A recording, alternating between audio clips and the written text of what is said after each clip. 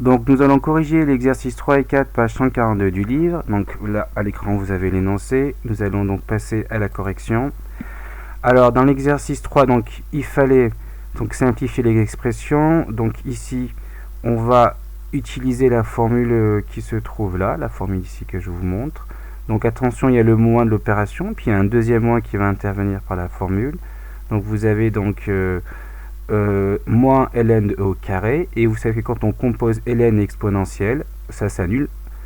Donc enfin là déjà il y a un, pardon, j'ai simplifié donc avec les deux signes moins par un plus, et ensuite vous savez quand je compose ln exponentielle, ça annule, donc il reste 2. Donc là c'est ici, vous voyez quand je compose ln exponentielle de alpha, j'obtiens alpha, donc là j'obtiens 2, 5 plus 2, 7. Ensuite ici, donc ici j'ai affaire à un ln d'un produit, donc ici la formule qui est là, donc ça se transforme en une somme.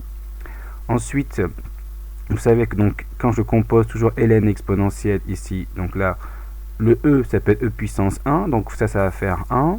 Ensuite là il y a la racine carrée, donc c'est ici que je vais donc pour enlever une racine carrée c'est multiplié par 1/2. Après donc ici je me retrouve dans la même configuration où ln et e donc ça vont s'annuler, et donc je vais avoir 5/2. Donc ici c'est le logarithme népérien d'un quotient, là, donc je fais la différence. Ensuite dans le premier, ici dans ce terme, vous avez une racine, pour l'enlever je vous rappelle, donc on multiplie par 1/2. Là quand je compose ln exponentielle, ça s'annule, donc vous allez avoir moins 2, mais attention il y a le moins ici et le moins 2 de l'exposant qui est là. Donc ln de e c'est e de puissance 1, donc tout ceci vaut 1, donc finalement 1/2 plus 2, 5/2. Pour l'exercice 4, il faut aller tout mettre sous la forme d'un logarithme népérien, sous la forme de ln de grand Z par exemple.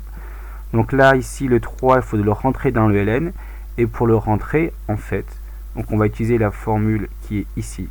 Finalement, quand vous avez une constante devant fois ln ici, pour le rentrer, ça devient un exposant. Donc le 3 devient l'exposant de x, le 2 également, donc ça fait ln de x puissance 3 moins ln de x au carré. Et là on va prendre la formule qui est ici, pas dans le sens de gauche à droite, mais dans le sens de droite à gauche. Donc on va transformer une différence en donc le logarithme d'un quotient ici. Et voilà, là donc j'ai tout rassemblé donc dans ln de quelque chose, d'une expression. Ensuite pour le b, donc là ici j'ai ln de a plus ln de b, d'accord, ln de a plus ln de b, donc j'ai ln de a fois b, donc ici je rassemble ln de a fois b. Ensuite le 1, donc pour avoir un ln, donc je vais utiliser la formule qui est là dans le sens de droite à gauche, donc le alpha, je peux l'écrire ln d'exponentielle de e alpha. Donc là c'est ln de 1, et je utilise la formule ici pour donc de droite à gauche pour rassembler en un seul ln comme ça. Et après je peux simplifier puisque 16 c'est 4 fois 4, donc on peut simplifier par 4. On obtient le résultat ici.